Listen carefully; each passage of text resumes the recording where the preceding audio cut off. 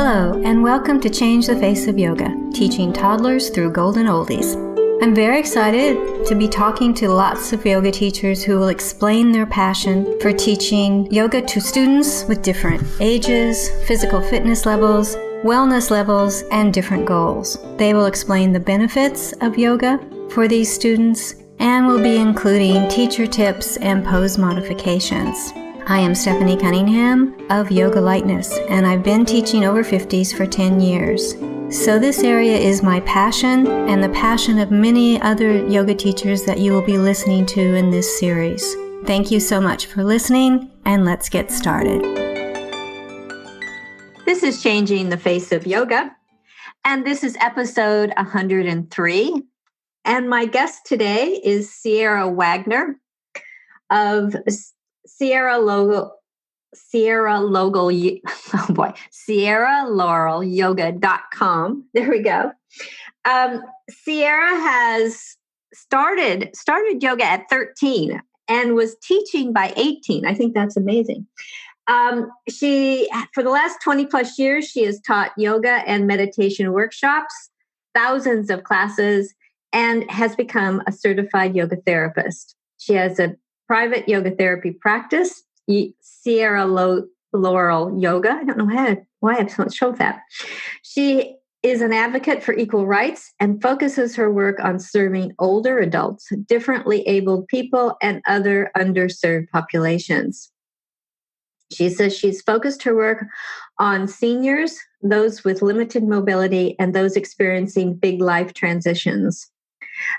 Some of the populations she's worked with include baby boomers, cancer survivors, those with disabilities, people with chronic pain, and or a history of trauma. She teaches the whole person, addressing all the koshas: mind, body, energy, emotions, and spirit. Welcome, Sierra. Is there anything else that you would like to add to that introduction? Well, thank you for having me on your program, Stephanie. And I loved what you had to say. I'm thrilled to be here. I don't think there's anything I have to add right now, but we'll get into more as we talk. Okay, great. Sounds good. Now, I asked you on because I saw that you had a post on Facebook about your online course. And I assume it's the one because I've been looking at your website, Yoga for Aging Gracefully system. And I'd like to talk about that because the couple of podcasts out of over 100, although they haven't all been released yet, only 2 of them have been about yoga for mature adults. And they're very, very popular ones. So I'd really like to get into your online course and ask you some questions about that.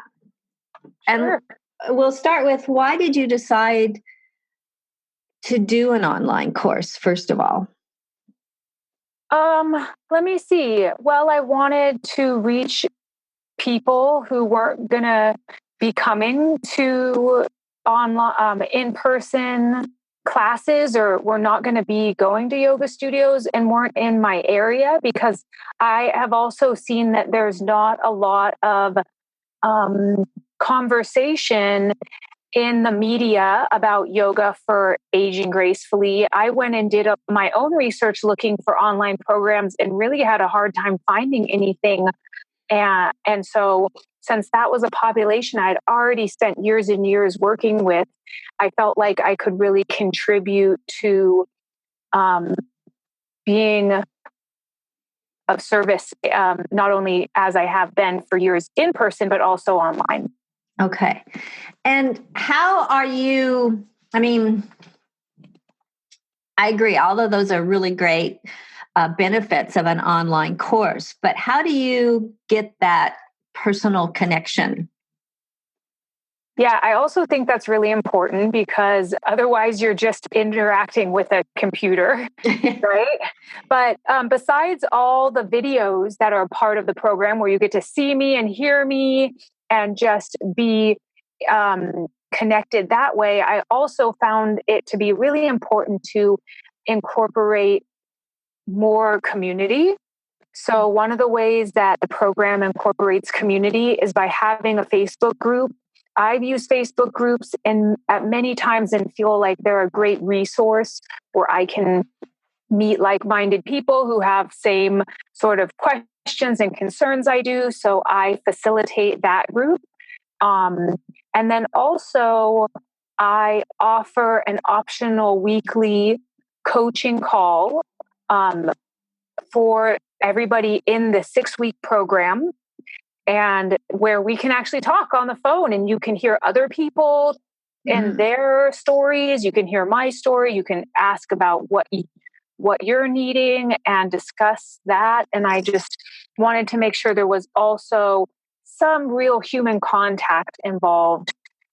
So those are ways that I make that accessible. And of course, people can come to the live workshops that I do as well. I teach this same 6-week program live in person multiple times a year.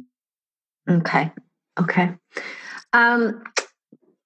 What is your thinking on obviously as we age, we do need to look at some physical modifications, and in yoga that's also true. But what's your thinking on the proportion of things that should be about the physical part of aging, but also about the mental and spiritual part of aging? Yeah, well, I think it depends on what the person is open to. And if I'm working one-on-one, then of course there's going to be this shared communication around where the most value is being had in the moment. With the online program, what I did was really have each module of the 6 modules, each one of those addresses one of the koshas, which are these layers, sheaths, dimensions of ourselves, humans. And so it starts with the physical layer, like building strength and flexibility and balance and all those very important things we need. And then it starts to get more subtle and address things like your energy, which I know a lot of older adults talk to me about. They feel less energetic.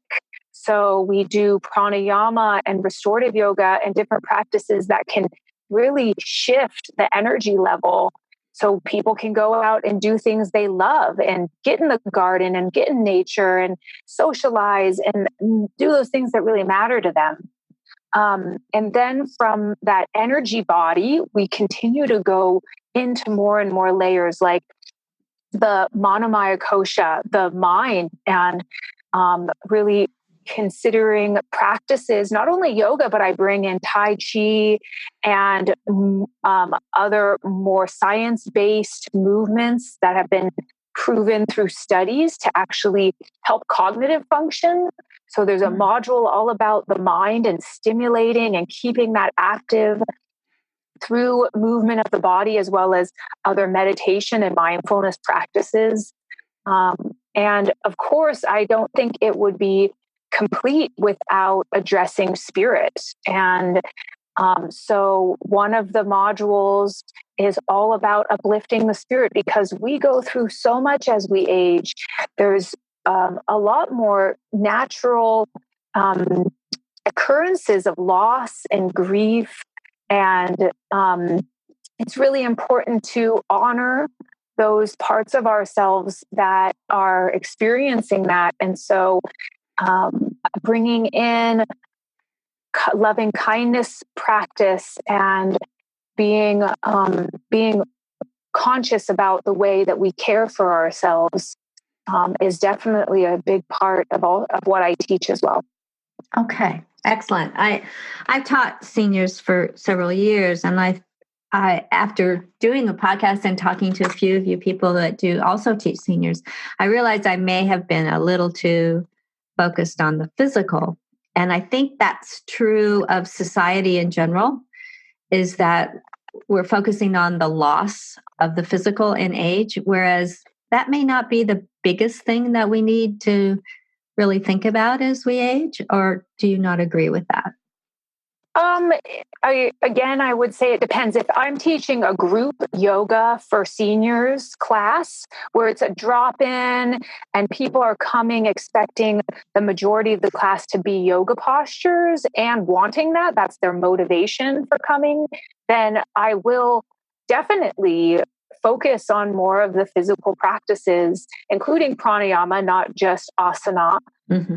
But as I was saying, the more that we can refine the group by having designated programs that are designed for certain areas of life, like yoga for grief or yoga to help energy levels and improve energy, then people will, you could do group programs that have more focus on those other koshas. And one-on-one, it's like, I feel like that's the opportunity to focus the most on what that person needs the most. And maybe it is the physical body. Maybe they are doing quite well mentally and spiritually, but maybe it's not so much the physical body. So I was trying to create a balance in this program. So there's really all the options there. And it takes 6 weeks and 12 videos to do that, which could really could last a lifetime. You have access to those for the entire lifetime that the internet exists, at least. Yes. Or you exist, We'll assume that both of those are long term, but who knows? So you say that your program, or the way that you teach even, is integrative lifestyle medicine to foster greater confidence and contentment, and that one can age with wisdom and grace. As you said on your blog, it's rather hard to define wisdom, but older people seem to have a higher proportion of that than others. And so what are you doing? How are you putting your yoga classes and workshops and courses together to kind of invite people to think about their own wisdom and what it's doing for them? Yeah. Well, I like to include introspection, a centering practice at the beginning of a class, meditation and practice at the end. And also with programs where we can dive a little deeper, sometimes I invite people to journal what they're thinking. I have different logs that I use so that we can start to just be more inquisitive and notice our own behaviors outside of the classroom, as well as inside of the classroom. And the best thing, I think, is to give people time and space to share. And that's what the community aspect is about for me, is that we all learn from each other, and you hopefully never stop learning. That's being alive, is growing and learning. So I give space in group programs for people to talk and share their wisdom with each other, to ask questions of not just me, but each other.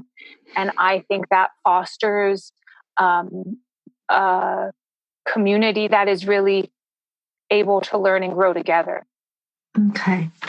Yeah, that's excellent. It really is. One of the things that we've been talking about is that you are thinking of offering your course to nonprofits. So could you talk a little bit about your thinking on that? Absolutely. Well, I created this product and I really want to share it, not just for my own profit, but for to reach underserved populations that can't necessarily afford to buy an online program.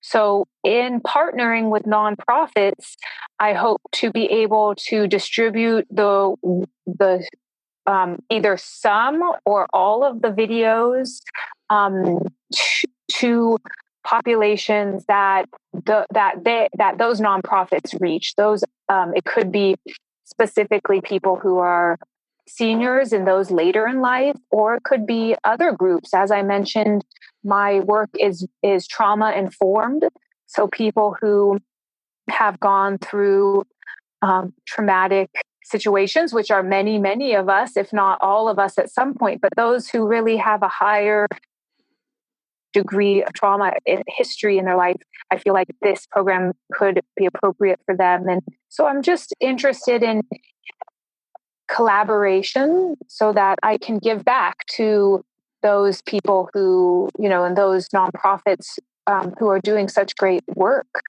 and have them help me reach out to more people and make this accessible to everyone who needs it. Okay, excellent. Very yoga. Have you actually approached any nonprofits and found out how they react to that? I've just begun this part of my search, and so I mostly am trying to find the right ones. As a matter of fact, it's not so easy to find the best fit. I think it'd be great if it could be an organization that I resonate with a lot, and they're so busy doing the work that that I'm, I think that I'm just getting my foot in the door with a couple places, but nothing has come to fruition yet because I am in the early stages of this process. Okay. I just was wondering possibly what their take on it would be. I agree with you. They're very, very busy, and I think it does sound like an excellent resource for someone that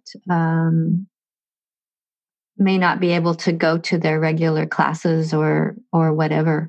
So, if you were going to say the most important thing about teaching seniors or mature adults, or we could talk about whether people like to be called seniors or not, what would you say it is? Wow, the most important thing to teaching. That's a hard one. There's so many important things to teaching. Well, one of the things that I like to do is really meet the student where they're at and listen. So I do, for the online program, I try to have, I have a whole page devoted to describing it and helping people understand if it's right for them. And so they can choose whether it's a good fit. And in person, listening to the person talk about what they're needing when they do the coaching call, and helping them with just discovering more of the fabulous tools of yoga that are out there that I've spent so many years learning about and getting it meshed and immersed in. And also, if I'm in a classroom, asking people how they're feeling that day, what are they needing, and then adapting the practice to fit the person. That's a very important thing to me, is that there's modifications that are available. And I give a lot of options in the workshops, live workshops, and in the online program, for modifications to all of the practices, so that people feel like they can win, that this is for them, and they can get all the benefits without trying to fit themselves into a specific shape, or trying to understand how to do something without enough information and guidance and help. So I try to really give a lot of information and modifications to help it work for everybody, whether they're experiencing persistent pain, illness, injury, all those things that do tend to increase as we get older. but also, so I guess that's, that's the thing I feel like is the most important, is that it's more specialized and specific to the people in the room. As a yoga therapist, my training was all about how to address special populations. And I really tried to do that and focus my work on, and because then you can get the most benefit out of it when you're not going to a generalized class, which might not really fit your needs. But if you're going to a class for older adults, or a chair yoga, or a gentle class, or a therapeutic yoga class, those are all classes that can fit your needs better than just a basic hatha yoga or a hatha flow or some other class might do. Okay. All right. Yeah, I think that is important. I always think that seniors are actually much more diverse in their bodies and in their minds than 23-year-olds who, are pretty healthy usually and in good shape. And I think that it is important to be diverse in your teaching also. So we agree on that one. Yay! There's so many other things I could talk for hours about this, but I don't want to just ramble on. No, I think it's important, though, that people understand that someone who has all of your experience, what you really feel is important in your interactions with your students, because it can be slightly different, because they're coming with slightly different goals often than a younger crowd, shall we say. I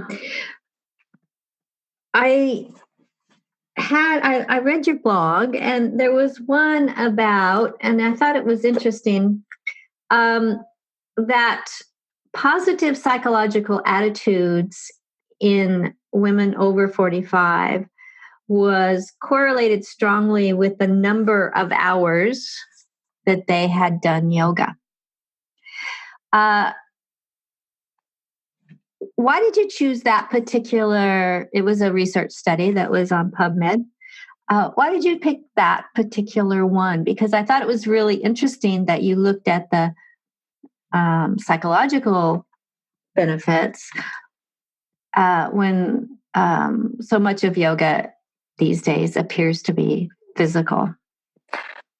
Well, what I've done a lot of my research and training on is understanding the connection between the mind and the body, and how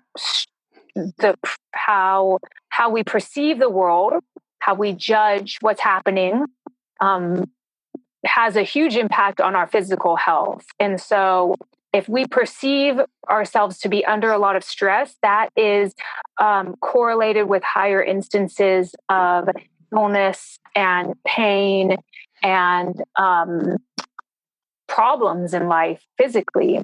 So I think it's really important to address the mental and emotional aspects of, and I've spent a lot of time studying Buddhism as well as the Hindu yogic kind of philosophies, and think that working with the mind is so important, just as important really, because the mind can change in the body in ways we don't understand, in positive and negative ways. But that study I chose also because it did pertain to women, which are the majority of people who do yoga. So I knew that my population reading it would be interested, because they're mostly also women. I also chose it because it's looking at a slightly older group, people over 45. Not that that's an elderly population, but it's still it's somebody who is past what may be the youth, their youthful years. Mm-hmm. And so I do think that's also more relevant to the people that I'm really focusing my work on. So those are some of the reasons why I chose that. I also thought it was a good study because of its scientific basis.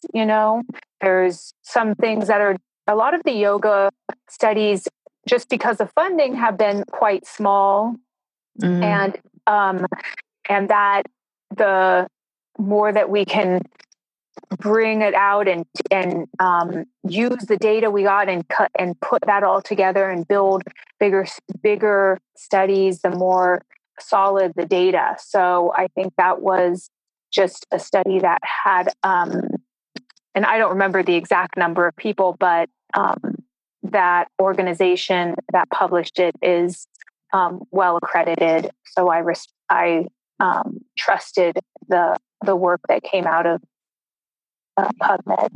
Okay, great. It was just an interesting study. Okay, so we're coming to the end of the podcast, but I always give the guest the opportunity to either talk about something they'd like to talk about in a little more depth, or something that we haven't covered at all, just that you think the listeners would be interesting for the listeners to hear about. Good question. Yeah, well, I don't know. We talked about the Kosha model, but I really am not sure if you've had that as a regular topic on any of your podcasts. It's been addressed as people talk, but it's never been a topic in and of itself. Good. Well, I use this yogic jargon, and I just want to make sure people feel like they understand that, because part of what I value is making yoga approachable. So it's not an esoteric thing with a lot of words people don't understand and concepts that are very foreign, that I bring it to be a little bit more relatable. And I know I use this idea of the Kosha model without really going into much detail, but if you've got listeners who already are familiar with that, I wouldn't need to. But for the people who aren't, I just gave the tiniest little synopsis of these layers of our being, and how they can relate to different aspects of our life, and didn't really go into a huge amount of detail there. So the Monomaya Kosha is the full name of that, if people do want to look that up. And I just have found it very valuable as a tool to understand better the human experience. And there's many of these more subtle energy anatomy models in the yogic system that I use and I appreciate. So that's like in the final workshop in module of the workshop online program. One of the things we do in one of those classes is to go through also the chakra system and just be more aware of that that way of looking at ourselves. Another good system that can help us just listen to our body, our mind, our different aspects of our psychology, our fundamental biology, our emotions. And so that's something, those are two of many things that I am happy to share and excited about. Okay. Yeah. Okay, that's great. Let me give you guys contact details for Sierra, so that if you want to look in more detail about these things that we've been talking about, a lot of what we've been talking about, I got off of her website. Her email is sierralaurel@gmail.com. Her website is www.sierralaurelyoga.com. Her Facebook is Sierra Laurel Yoga, as is her Instagram. and she has a YouTube that is very difficult, and I will put that in the show notes. And I don't post many videos there. Oh, okay. Okay. Don't worry too much about it. All right. All right. Great. Thank you so much, Sierra. And I really want to congratulate you on your online course and your thoughts about offering it to nonprofits. I think that's really very generous and yogic of you, if we could say it that way. And I think it's a great resource that you're so freely offering from all of your experience and your knowledge. So thank you. Yeah, and thank you for offering this time as well. You spend a lot of time interviewing people, 103 people.